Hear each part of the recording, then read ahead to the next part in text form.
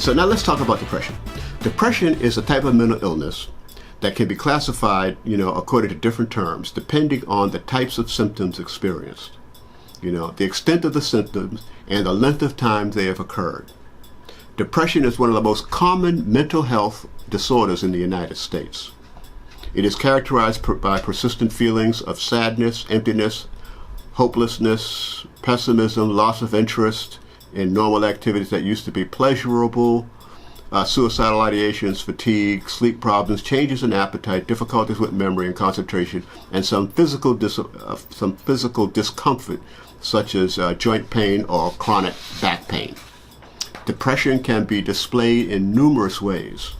For some, it's crying, feeling down, helpless, hopeless, lost, sad, poor concentration, poor sleep, and/or appetite. However, there's another symptom of depression that puts other people and themselves at risk, namely the same thing that I had, anger. This is especially true for men and boys, and occasionally females. It's not like, it can't happen to you. This is when depression is expressed as homicide or suicide. Depending on patient circumstances and symptoms, the main categories of depression are major depression and persistent depressive disorder. Major depression occurs when symptoms considerably disrupt a person's life and a person's ability to function on a daily basis. Some individuals complain of feelings of feeling blah, having no feelings, feeling anxious. Other individuals emphasize physical complaints like aches and pains rather than feelings of sadness.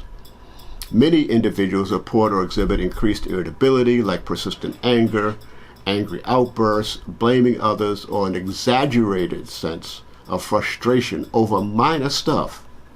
In children and adolescents, however, the display of depression is very, very different.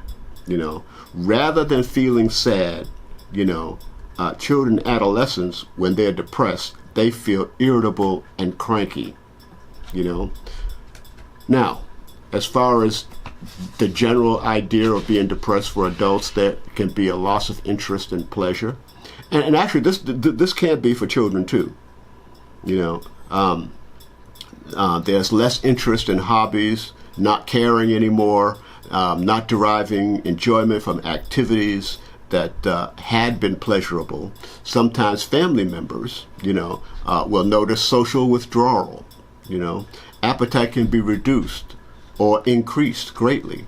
There can be a craving for specific foods like sweets. When appetite involves increased eating habits, there can be significant weight gain. The most common sleep disturbances associated with major depression is insomnia, that is, having difficulty going to sleep or waking up in the middle of the night and being unable to go back to sleep. There's also what we call psychomotor retardation.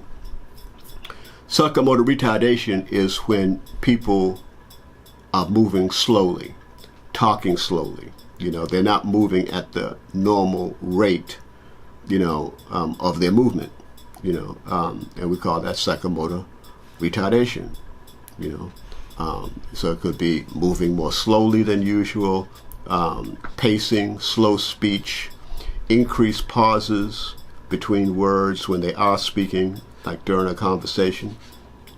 There can also be decreased energy, tiredness, and fatigue. There can be a profound sense of worthlessness or guilt associated with major depression. This involves unrealistic negative evaluations of one's worth or guilty preoccupation or rumination over minor past failings.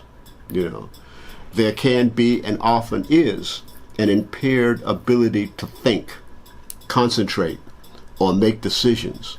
Frequently, there may be thoughts of death, suicidal ideations, those are suicidal thoughts, or suicidal gestures, that is, doing things to try to commit suicide. It might be someone cutting themselves, or someone, most recently, I had to evaluate a guy that tried to kill himself by drinking detergent, you know. So there's all kinds of suicidal gestures. Anything that harms you is a suicidal gesture.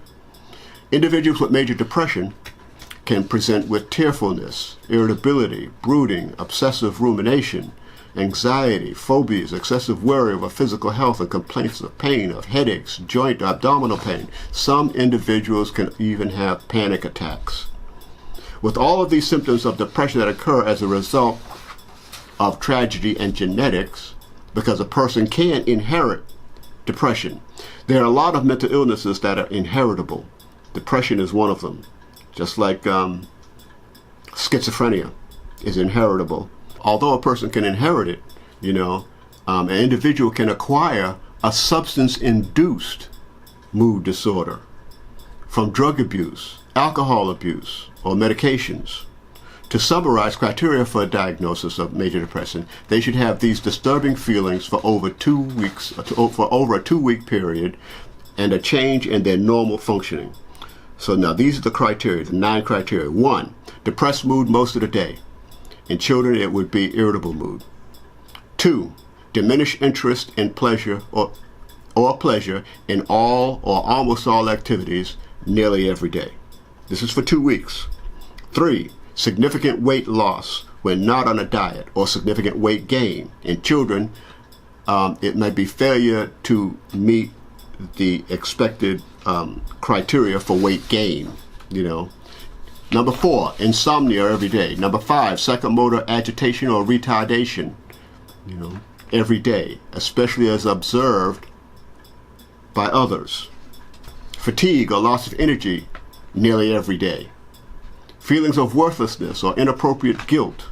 Number 8, diminished ability to think, focus, concentrate, or indecisiveness every day. Number 9, recurrent thoughts of death, suicidal thoughts or behaviors. If 5 or more of these symptoms persist for at least 2 weeks, you need professional help. Interventions for this disorder can be in the form of psychotropic medications. You know, this is best prescribed by a psychiatrist instead of a general practitioner. You know, usually if a person is going to be prescribed a psychotropic medication for depression, it's going to take at least 2 weeks of taking the drug before it will have an effect on the depression. Understand that these medications do not cure depression. Matter of fact, there is no psychotropic medication that cures anything. The only thing that psychotropic medication does is help diminish the symptoms of whatever mental illness is going on. The cure for depression, however, is in talking therapy or psychotherapy. Sometimes both the medication and psychotherapy take place at the same time, but the cure is going to be in the talking. Thank you very much. Next week, we will talk about other forms of depression, like persistent depression. What else am I going to talk about?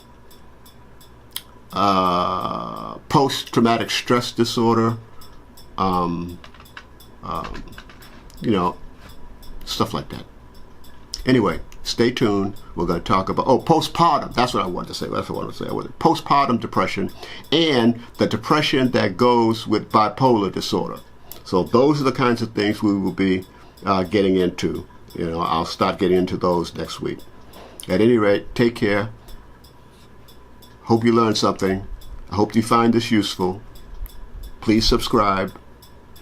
And I'll see you next week. Bye now.